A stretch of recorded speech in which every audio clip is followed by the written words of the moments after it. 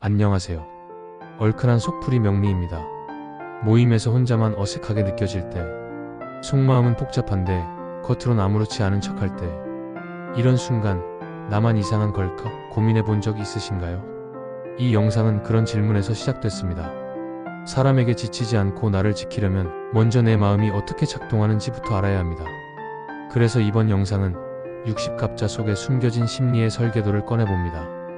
명리, 황제내경, 그리고 불교 유식학의 아래 야식까지 마음의 해석법과 그 작동 원리를 시작합니다. 갑자일주의 마음, 겉은 리더, 속은 물의 심연. 감정 없는 척하지만 누구보다 깊은 마음을 가진 사람들. 겉은 단단하고 강하고 일도 잘해. 근데 왜 그렇게 혼자 하려고 해요? 왜 그렇게 감정을 숨기나요? 혹시 이런 말 들어본 적 있으신가요? 그렇다면 당신은 갑자일주일 가능성이 높습니다. 혹은 당신의 곁에 그런 사람이 있겠죠. 오늘은 이 갑자일주라는 일주가 가진 마음의 구조를 단순한 성향풀이가 아닌 명리학, 황제내경, 불교, 유식학 아래 야식을 통해 심층적으로 해석해 보려고 합니다. 그리고 마지막엔 실제 일상 속 감정 반응은 어떻게 나타나는지도 구체적으로 짚어볼게요. 갑자일주의 닉네임은 물 위에 선 나무입니다. 갑자일주는 물 위에 선 나무라고 했죠. 강한 나무가 깊은 물 위에서 흔들리는 모습, 어쩌면 우리 마음과 닮지 않았나요? 이건 단순히 사주가 아니라 마음의 상징이기도 해요. 겉으로 보이는 갑목은 자기 확신, 주도성, 독립심이 강하고 속에 흐르는 자수는 예민함, 불안정성, 고독감을 품고 있습니다. 즉, 갑자일주는 겉은 강인하지만 속은 매우 섬세하고 복잡한 감정을 지닌 외윤의 강형 인간이에요. 선천적 성향을 요약하면 내 방식이 확실하고 누군가에게 의존하는 걸 불편해해요. 감정은 드러내지 않지만 깊게 느끼고 한번 다치면 오래갑니다. 관계에 있어서도 신중하고 연애 감정도 쉽게 표현하지 않아요. 남의 눈치에는 민감하지만 자존심 때문에 티를 내지 않죠. 뭔가를 계속 해내야 안심이 되며 정체되는 걸 견디지 못합니다. 이 모든 게 자라야만 존재할 수 있다는 내면의 명령 때문이에요. 관계 측면에서의 심리는 정인의 심리로 감정을 안정시키고 누군가에게 의지하고 싶고 나를 이해해줄 사람을 은근히 기다리는 심리죠. 하지만 그걸 표현하지 않습니다. 동시에 편인의 심리가 작동할 때도 있어요. 사람을 만나면 피곤해진다. 괜히 말 꺼냈다가 후회할 바엔 그냥 말하지 말자. 내가 다 알아서 할게. 등 자기 방어 기제가 나오기도 해요. 상처받을까봐 먼저 물러나는 갑자일주의 보호 기제인 거죠. 여러분은 감정을 숨긴 적이 있나요? 댓글로 여러분의 경험을 나눠주세요. 이제 그 마음의 작동 원리를 좀 더 깊이 들여다볼게요. 황제내경에 의하면 갑목은 간의 기운이고 자수는 신장의 기운입니다. 간은 장군의 기라고 불리며 방향과 결단, 추진력의 에너지예요. 그래서 갑자일주는 늘 무언가를 계획하고 진행하며 살아가려 하죠. 반면 자수는 신장의 기운으로 정서적 안정, 생명의 근원, 두려움과 무의식을 상징합니다. 이 신장의 에너지가 갑자의 내면에 늘 흐르기 때문에 겉은 이성적이고 깔끔한데 속은 두려움과 불안으로 끓고 있는 거예요. 그래서 갑자일주는 해야만 해 라는 간의 명령과 괜찮을까? 라는 신장의 불안을 동시에 안고 살아가는 사람입니다. 마지막으로 불교 유식학 아래 야식 기반 심리 구조로 분석하면 불교의 유식학에서는 8식이라고 해서 의식의 구조를 8가지로 나누는데요. 갑자일주의 마음은 이 중에서도 아주 특징적으로 작동합니다. 심층저장, 즉 업이라는 제8 아래 야식에서는 나는 자라야만 존재할 수 있다는 성장, 강박이 무의식에 자리잡고 있어요. 자아집착으로 표현되는 제7 말라식에서는 나는 강해야 해, 나는 자립적이어야 해 라는 자기 이미지가 아주 강하게 자리잡고 있죠. 사유 영역인 제육의식은 판단과 분별의 의식인데 갑자일주는 이 부분에서 감정보다는 이성, 논리, 효율을 중시합니다. 그런데 감각을 담당하는 전오식에서는 의외로 아주 예민하게 반응해요. 말투 하나, 눈빛 하나에도 쉽게 상처를 받고 자존심이 상하면 마음속으로 오래 기억해버립니다.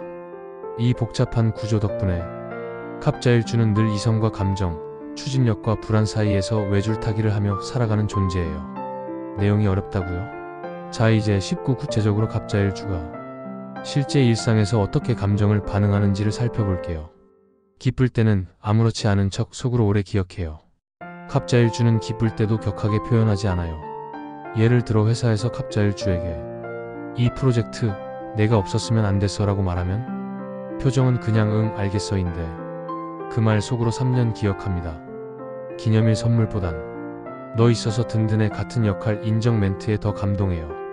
그래서 갑자일주에게 칭찬할 땐 결과보다 너라는 사람의 의미를 언급해주는 게 중요해요.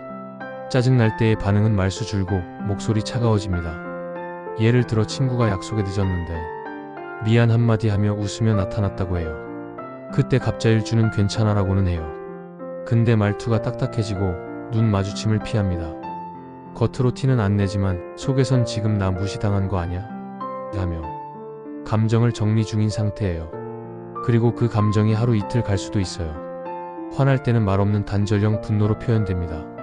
친한 친구가 갑자일주의 사적인 얘기를 다른 사람에게 허락 없이 퍼뜨렸다는 걸 알게 되었다면 그 자리에서는 아무 말 없이 그런 일이 있었구나. 하지만 그 이후 연락 X, 답장 없음, SNS 언팔. 상대는 뭐 잘못했는지도 모르겠는데 왜 나한테 이래? 하지만 갑자일주는 마음속으로 이미 신뢰 회수 완료 후 종료하는 경향성이 있어요. 연애하고 싶을 때의 감정 반응은 행동으로 다가가는 돌고래입니다. 좋아하는 사람이 아프다는 얘기를 들으면 밥 제대로 안 먹지? 죽이라도 먹어. 하며 직접 챙기거나 음식 배달을 보내줍니다. 표현은 안 하지만 나 관심 있어라는 걸 행동으로 보여주죠. 그런데 상대가 요즘 나한테 왜 잘해요? 하고 물으면 갑자일주는 그냥 하며 갑자기 연락을 줄이거나 거리를 둡니다. 마음 들킨 게 부담으로 다가오는 순간.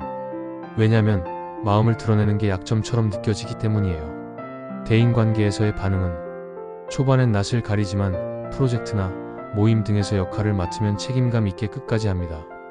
그런데 회의 중 자기 말을 끊거나 기여한 내용을 무시당하는 상황이 생기면 그때부턴 회의 후 메시지도 안 남기고 소통도 최소화하는 경향이 있어요. 정면 돌파보다는 서서히 사라지는 식의 거리두기 형태를 보입니다. 내 가치가 무시당했다고 느끼면 관계에서 감정선을 끊어버리는 사람. 감정 소모가 생기면 서서히 거리두기를 시작하고 자신의 가치가 무시당한다고 느끼면 바로 단절하는 경우도 있어요. 무엇보다도 관계 안에서 자율성을 가장 중요하게 여깁니다. 정리하면 갑자일주는 스스로가 성장해야만 존재할 수 있다고 믿는 마음을 가지고 있어요. 그래서 늘 무언가를 하려 하고 혼자서 해결하려 하며 감정은 스스로 다듬고 숨기려 하죠. 하지만 그 마음의 깊은 물속에는 사실은 기대고 싶고 위로받고 싶다는 작은 바람이 숨어 있습니다. 지금 이 영상을 보고 있는 당신이 갑자일주라면 이제는 혼자만 버티지 않아도 된다는 걸 기억해 주세요. 혹시 주변에 그런 사람이 있다면 그가 아무렇지 않은 척 조용해질 때 그건 무감정이 아니라 너무 많은 감정을 감추고 있는 상태일지도 몰라요. 그 다음 어떻게 하면 되냐고요? 그냥 관찰만 하시면 돼요. 아무것도 바꾸려고 하지 마시고 그냥 지켜보는 것부터 시작해보세요. 누군가의 말에 화가 올라올 때 그 감정을 당장 표현하지 말고 지금 내 안에서 이 반응이 올라오고 있구나 하고 바라보는 것. 좋아하는 사람에게 먼저 연락하고 싶을 때 손을 뻗기 전에 왜 지금 연락하고 싶지?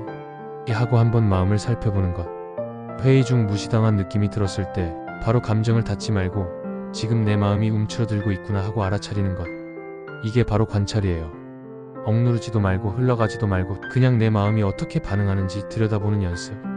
그렇게 작은 관찰을 시작하면 내 감정과 관계의 패턴이 조금씩 그러나 분명하게 바뀌기 시작할 거예요. 여러분의 별난 친구로 오랫동안 함께하고 싶습니다. 함께 해주세요. 좋아요와 구독, 댓글로 당신의 이야기를 들려주세요. 다음 편에서는 을축일주의 마음 작동 원리를 해석해보겠습니다. 얼큰한 속풀이 명리로 다시 만나요.